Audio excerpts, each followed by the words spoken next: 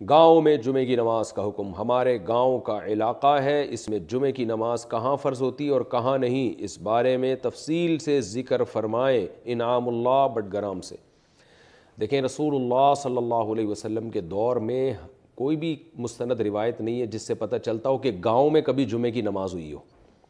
بلکہ مدینہ کے اطراف جو گاؤں دیہاتوں میں لوگ رہا کرتے تھے وہ باریاں لگا کر مدینہ میں آتے تھے جمعے کی نماز پڑھنے کے لیے۔ تو اس سے فقہاء نے استدلال کیا ہے کہ جمعے میں گاؤں میں اگر جمعے کی نماز جائز ہوتی تو صحابہ کو پھر باریاں لگا لگا کر مدینہ آنے کی کیا ضرورت تھی جمعہ پڑھنے کے لیے، وہیں پڑھ لیتے، گاؤں میں جمعہ قائم کر لیتے۔ تو ہمیں نہیں ملتا کہ کہیں نبی کے دور میں گاؤں میں جمعے کی نماز ہوئی ہو۔ اسی وجہ سے جمعے کی نماز کے لیے کچھ شرطیں ہیں۔ بعض فقہاء نے شرط لگائی ہے کہ شہر ہونا چاہیے،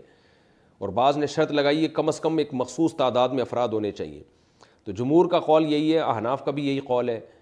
اور عرب علماء کا بھی جہاں تک مجھے معلومات ہیں یہی فتویٰ ہے کہ جو خالص ٹھیٹھ گاؤں دیہات ہوتے ہیں وہاں جمعے کی نماز نہیں ہوگی۔ کوئی پڑھ لے گا تو نماز ذمے میں رہ جائے گی، دوبارہ پڑھنی پڑے گی اس کو ظہر کی نماز۔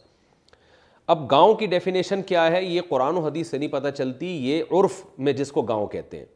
تو اس لیے علماء نے عام طور پر ایک اصول ضابطہ بیان کیا ہے کہ جہاں ایک متصل دکانیں ہوں، یعنی شہر کی جو ڈیفینیشن ہے، مارکیٹیں ہوں اس میں، اور ہسپتال ہوں، تھانہ ہو، ضرورات زندگی کے تمام لوازمات ہوں، اور خاص طور پہ دو رویہ دکانیں یعنی مارکیٹ جسے کہتے ہیں، یہ جہاں پائی جائیں گی اس کو شہر کہا جائے گا، اور یہ جہاں نہیں ہوں گی اس کو گاؤں کہا جائے گا۔ تو ایک لگی بندی تعریف نہیں ہے، عرف کے لحاظ سے دیکھا جاتا ہے۔ تو بہتر یہ کہ آپ اپنے گاؤں کا وزٹ کروا دیں کسی عالم کو، کسی مفتی کو جو مسائل کو جانتے ہوں، تو وہ دیکھ کے فیصلہ کریں گے کہ یہ گاؤں ہے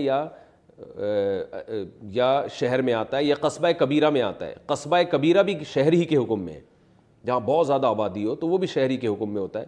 تو یہ فیصلہ خود کرنے کے بجائے کسی عالم مفتی کو، جو بھی آپ کے گاؤں میں ہوں، عالم ہوں جو مسائل جانتے ہوں، یا گاؤں میں نہ ہو تو کسی کو، کوئی بھی قریبی شہر میں کوئی عالم مفتی ہو ان کو دکھا دیا جائے، یا دارالفتہ سے رجوع کیا جائے، وہ آپ کے گاؤں کے حالات دیکھ کے بتا دیں گے کہ یہ عید کی نماز اور جمعے کی نماز جائز ہے یا نہیں ہے۔